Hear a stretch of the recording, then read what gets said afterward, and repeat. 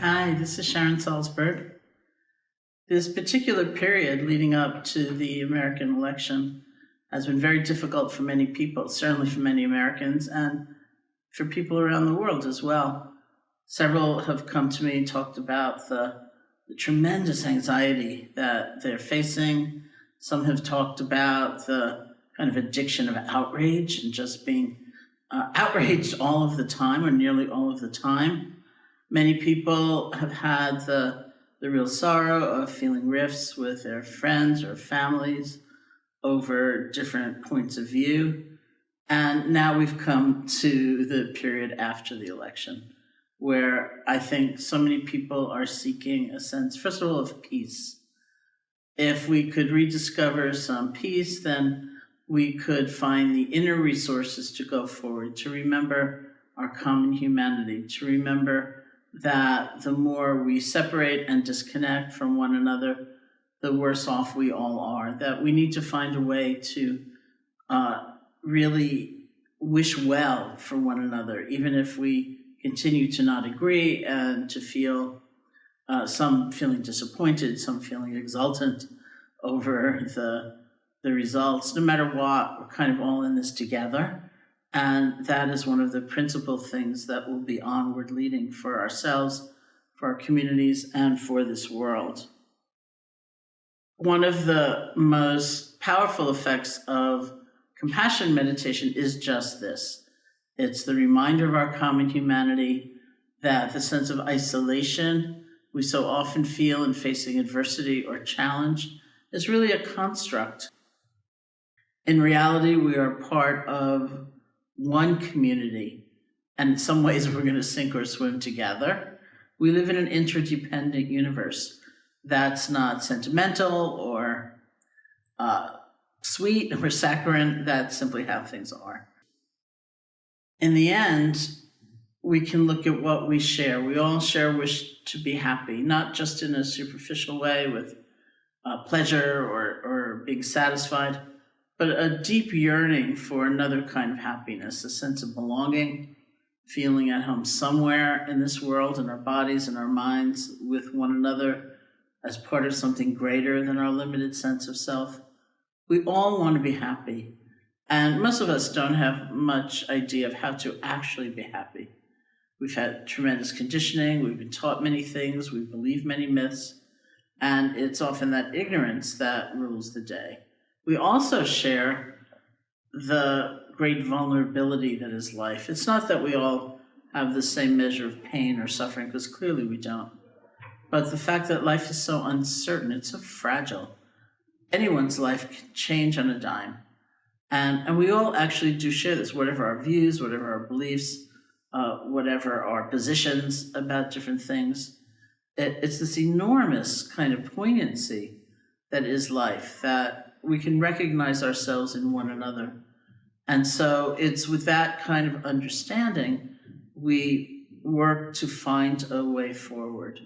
Many people right now might be feeling desolation, despair, not understanding that step by step we can find one another.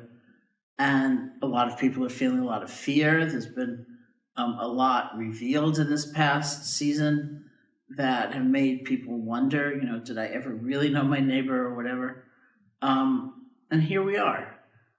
We have a moment in time when, as is essential in any program of resilience, of renewal, we have to be able to begin again, right? We have to take lessons learned, not violate our sense of principles, whatever they are, or right or wrong, but be able to go deeper into causes and conditions for so much rupture and so much despair, and see if we can, like in nature, we can work to grow again, to be reborn, to start over, to have that kind of resilient field. And this will be exemplified in our practice.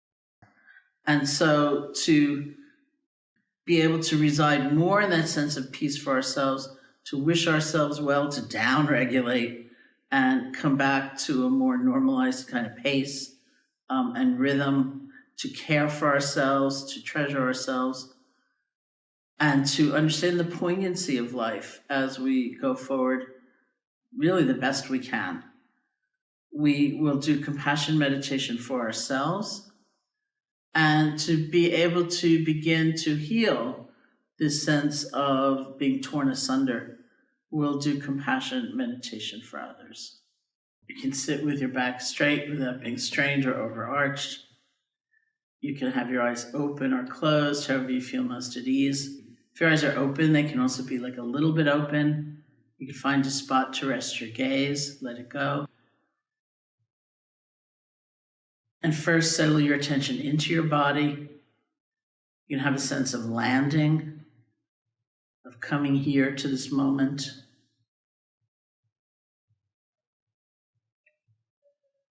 And see what arises for you as the blessing you would offer yourself right now. Through words, through phrases, things like, may I be safe, be happy,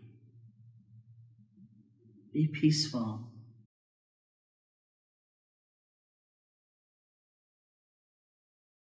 You can choose 3 or 4 phrases like that, of care, of nurturing, of love, that you will be able to extend first to yourself and then to others. Just begin repeating those phrases. This is gift giving. You're offering yourself the gift of this quality of attention. You're not trying to figure things out right now, or work through a dilemma, or castigate anybody, or anything like that. Just wishing yourself well. May I be safe. Be happy. Be peaceful. You can repeat these phrases with enough space and enough silence so that it's a rhythm that's pleasing to you. This is like the song of the heart. Gather all of your attention behind one phrase at a time. You don't need to try to struggle to make anything happen or fabricate a certain kind of feeling. The power of the practice is in the complete, wholehearted presence behind one phrase. And then the next.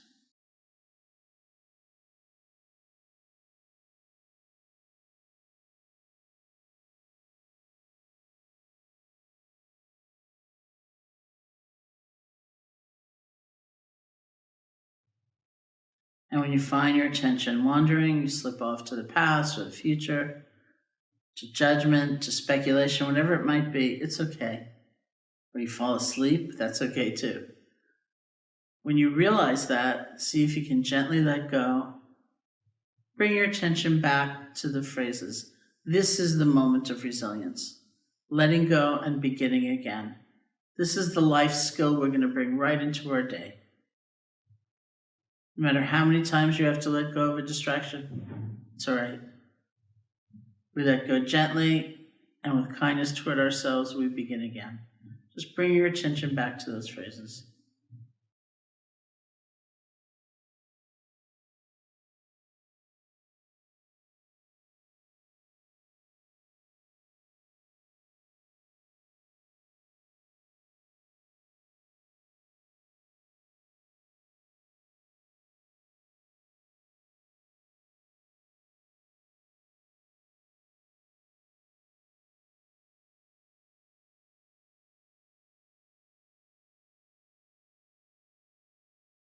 You can call to mind someone you care about, someone who's helped you.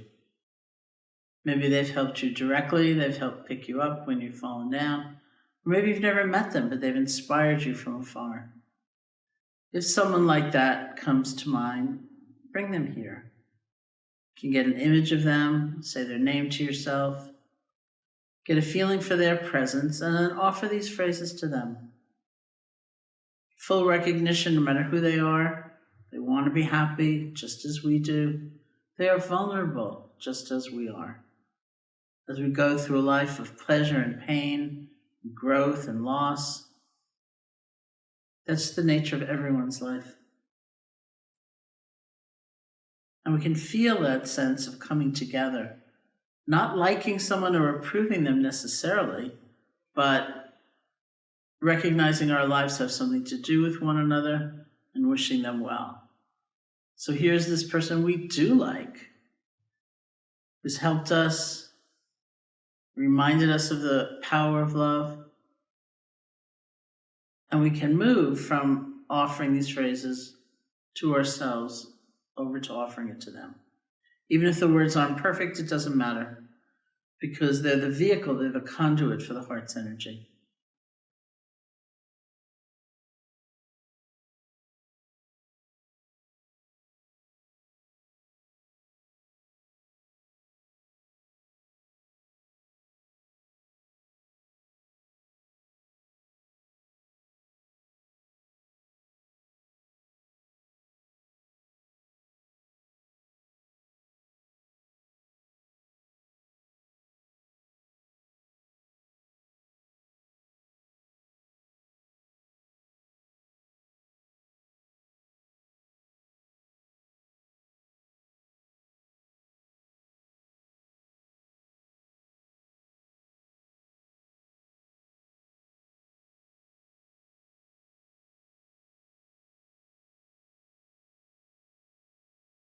See if you can think of somebody that you know that's struggling right now, not over the election, but over some other issue in life.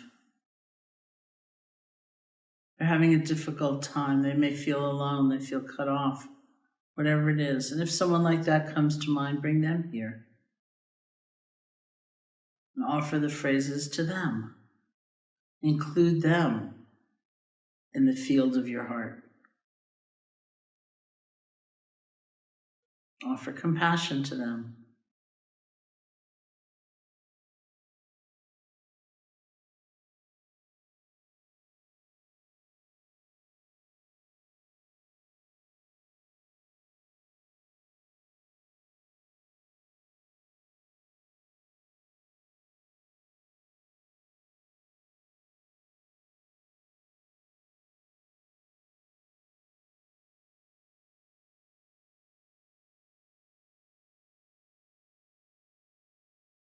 Call to mind somebody who is struggling over the election results, who has a different point of view of what was desirable than you, if you know somebody like that. And see what it's like to offer them this kind of compassionate acknowledgement that our lives are connected. We share a sense of vulnerability. And keep paying attention to your own experience. This doesn't mean you give up a sense of right and wrong or a sense of your own principles or rejoicing if things went the way you were hoping. But it's very much a sense of inclusion rather than exclusion. The dissolution of what is really a construct, that rigid sense of self and other and us and them, into a state of we, which is actually the reality.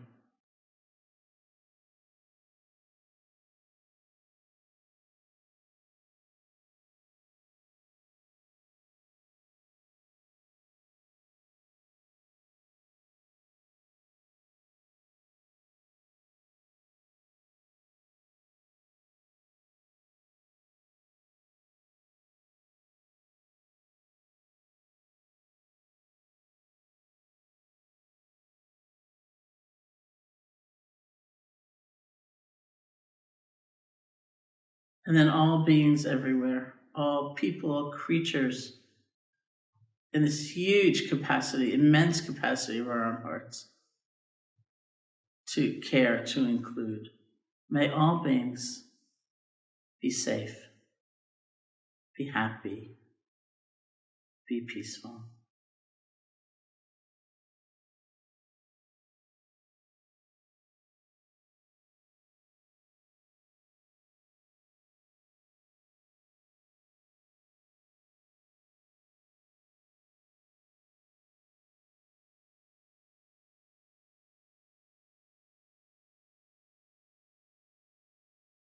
And when you feel ready, you can open your eyes or lift your gaze and see how this energy might manifest as you go about having a day. And if you find yourself during the day getting triggered or feeling overwhelmed or bitter or afraid or angry or anxious once again, remember you can always return to this practice. You can do it quietly, you can do it privately. No one needs to know you're doing it. And you can watch how it affects you. It actually empowers you.